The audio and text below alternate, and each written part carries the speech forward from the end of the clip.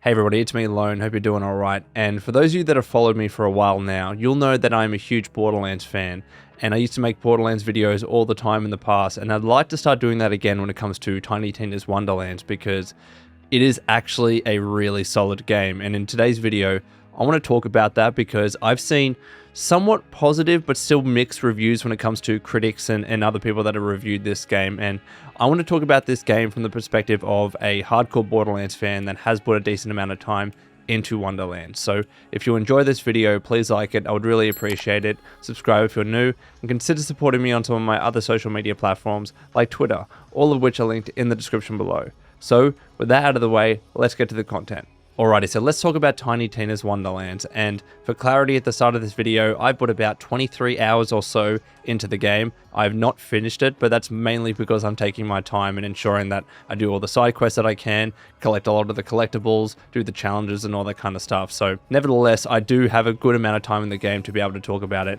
and I want to confidently say so far that I reckon Tiny Tina's Wonderlands is the best Borderlands game since Borderlands 2. And I know that's a pretty big statement to make, but hear me out a little bit. So I think Borderlands 2 is probably still my favorite Borderlands game. In fact, one of my favorite games of all time. And then the pre-sequel, we all kind of know what happened with that. It was a little bit of a letdown, I believe, for a lot of Borderlands fans.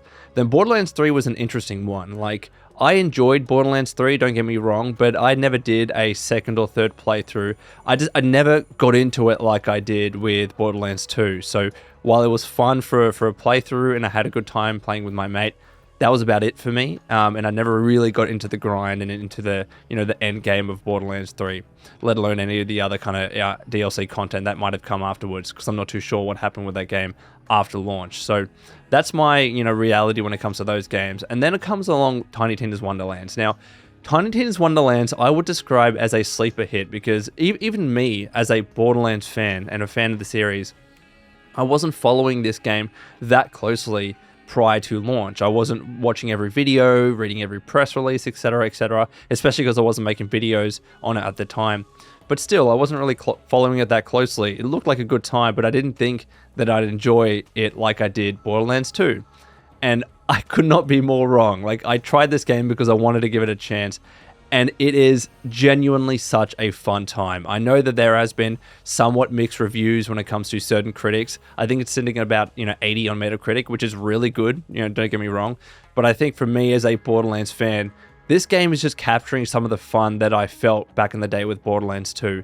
So I want to explain some of the reasons why I believe it's a really good game and why I believe it is the best Borderlands game since 2. And I think one of the first reasons why is because the premise is just so wacky, but it's fun. Like, if you look at a lot of the trailers and the hype for the game, you might think, what the hell is this game, honestly? Like, it feels like so kind of abstract and so weird and kind of goofy, but when you actually play the game, it has such a nice charm to it. Like, I really enjoy it. I love the premise that, this is Tiny Tina's world. And let's be honest with ourselves. Tiny Tina is a big reason why this game, I think, is so good, because she's such an awesome character. I've loved Tiny Tina. She's my favorite Borderlands character, one of my favorite video game characters of all time. When we have this game that's kind of, entirely revolved around her and her imagination, I think that was always going to be a recipe for success, and I didn't appreciate that enough until I got into this game. And I like how it's kind of a D&D style, just complete fantasy style, mix of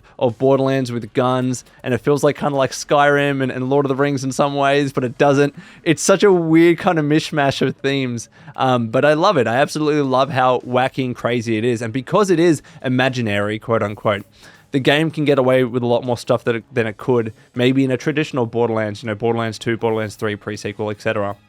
That doesn't have a lot of the history and lore weighing it down.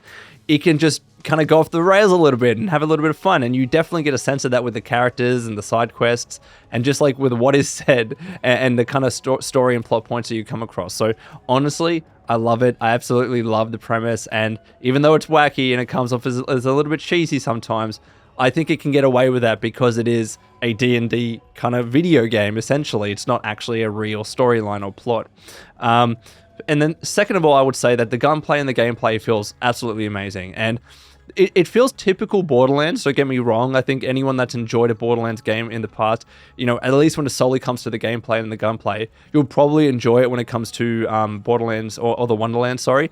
And I actually really liked Borderlands 3. I felt like it felt like a really fun game when it came to the gunplay. I liked Moze in particular, and just her special ability. That game felt amazing. I think they also did a really great job in making this game feel really good. But I think it's because they mixed it up that I'm enjoying it even more. So instead of grenades, for instance, you have the spells. You have all these different classes.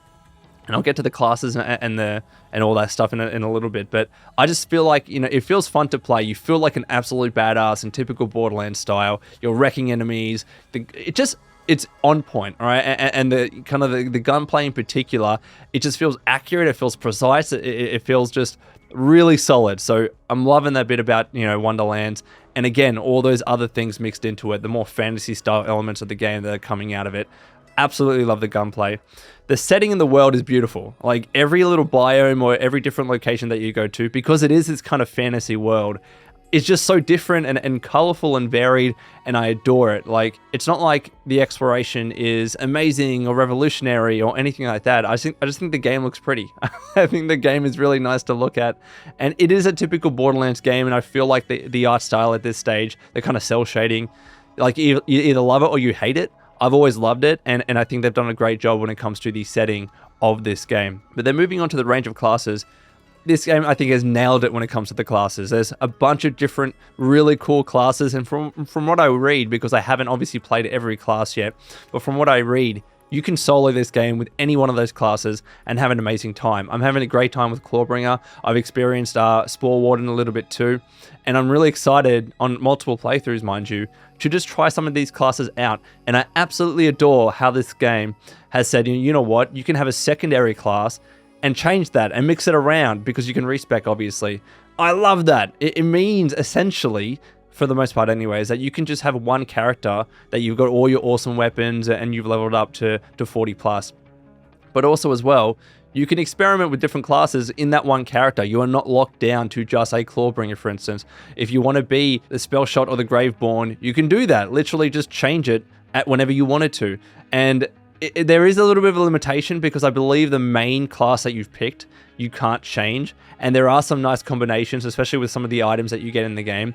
There are some nice combinations between particular classes. So it's not like it's entirely 100% flexible, but I think it's flexible enough. And I'm always someone that likes to min and max anyways. So even if I have a secondary class, I'm just focusing on just one class, whether it's the main one or the secondary. So even as a Clawbringer, if I wanted to try Necromancer, for instance, I'd literally respec and put all my points into the Necromancy skills just to try that out, because I always believe it's better to min-max in that way. So absolutely love how the game has done that, and to allow you to kind of mid-game to just mix it up if you want to. So I think that's freaking awesome. And the one thing that I need to say about this game, and it needs to be appreciated, the pace of leveling is freaking amazing. Every time I sit down to play, I'm leveling up 2, 3, 4 times, and I'm not playing for crazy amounts of time. I think they've nailed it perfectly. It's long enough to not feel like, too short, and you feel like, oh, I'm already level 40, what the hell?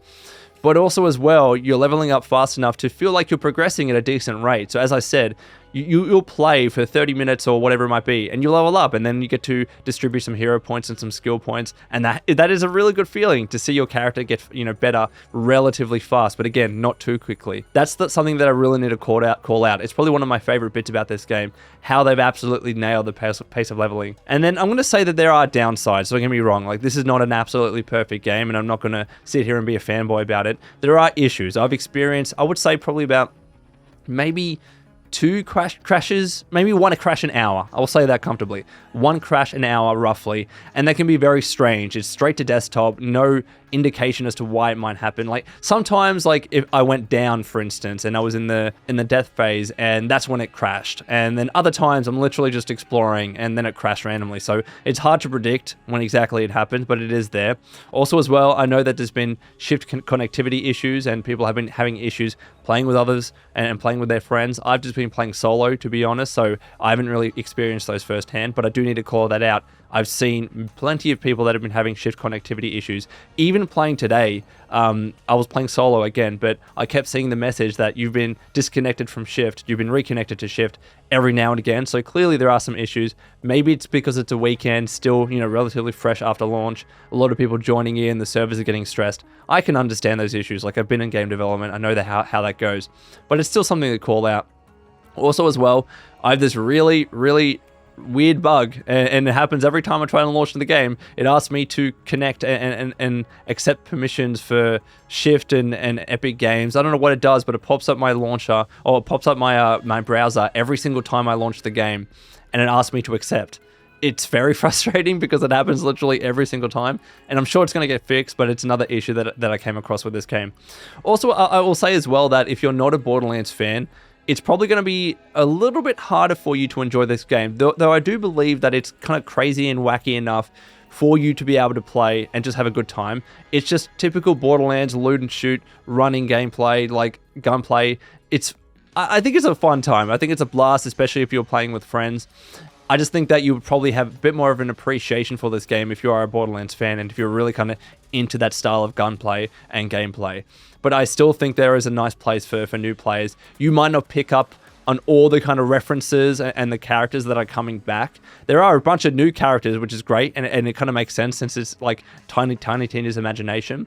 But you might not be able to appreciate on every little kind of reference in the game. That might be the one downside for you. But still, if you're brand new, you've never played a new Borderlands game before, I would actually say Tiny Tina's Wonderlands, especially while it's fresh and hot, is a nice place to start. Play it if you enjoy it. Maybe go back and play Borderlands 1 and 2.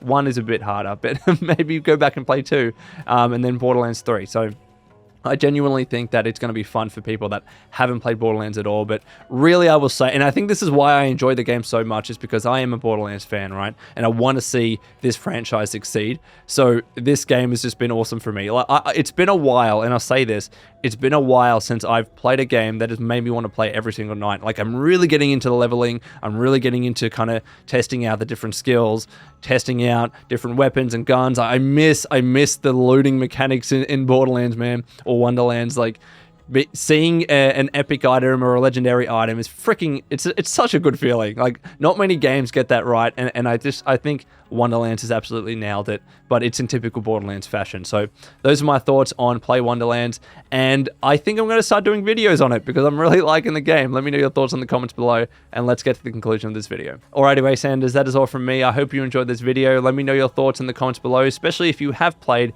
Tiny Tina's Wonderlands. And until next time, this has been Lone. Please take care of yourselves, and would you kindly keep fighting the good fight.